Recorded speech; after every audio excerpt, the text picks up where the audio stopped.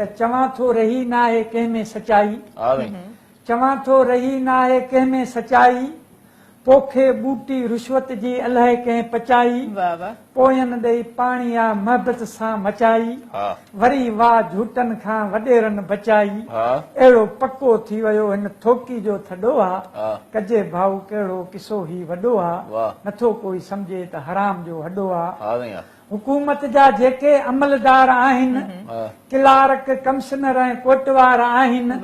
तलबगार रिश्वत जा तपेदार आहिनि, सचा खुद चोरनि सां सूबेदार आहिनि,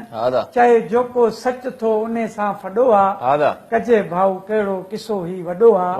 नथो कोई सम्झे त हराम जो हॾो आ। चयो सरवेर दारोगे खे धिका छो न हयां थई, रांदा दर शाखनि जा मथे छो खयां थई,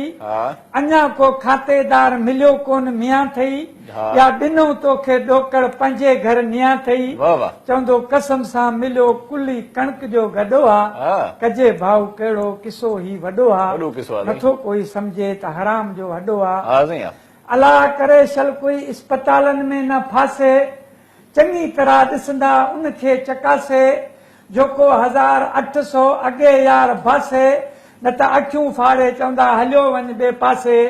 बसि मिसकिननि जे मारण लाइ खयो ही खॾो आ, कजे भाऊ कहिड़ो किसो ही वॾो आ, नथो कोई सम्झे त हराम जो हॾो आ। वोटनि खां पोइ को MNA नथो सुञाणे, मिलदसि जेके आर्डर रखंदो पंहिंजे घर आणे, ॾींदो कोन नौकरी बिना नोट नाणे, पियो दिलासा ॾींदो अॼु न सुभाणे, बसि हुकूमत जे कारकुननि रिश्वत जो खोलियो ही अॾो आ,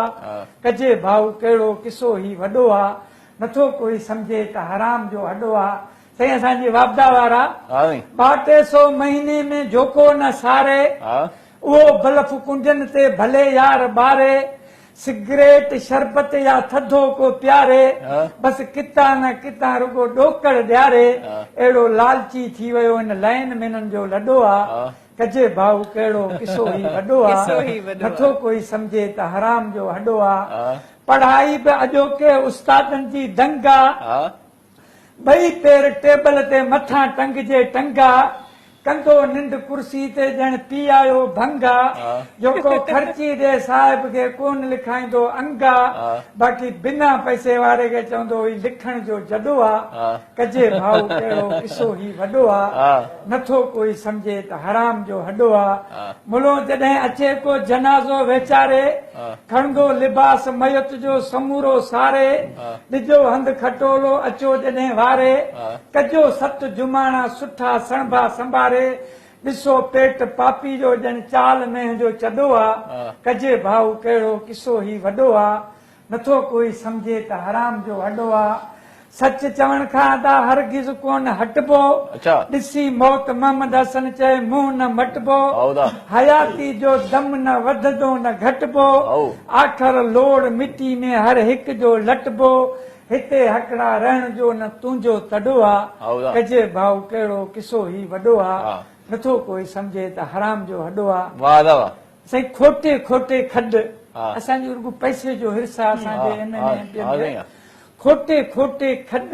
जे पाए भरी पैसनि जी, त बि 1.25 रुपए जी तोसां गंदी हलंदी गॾु, ॿियो मिड़ू ई ॿिन जो हासिल न थींदई हॾ, तंहिंखां मियां तूं पराए माल जी पचर खणी छॾ, ओ हिते अहिड़ो अॼो अॾु जेको कमु अचे कबर में।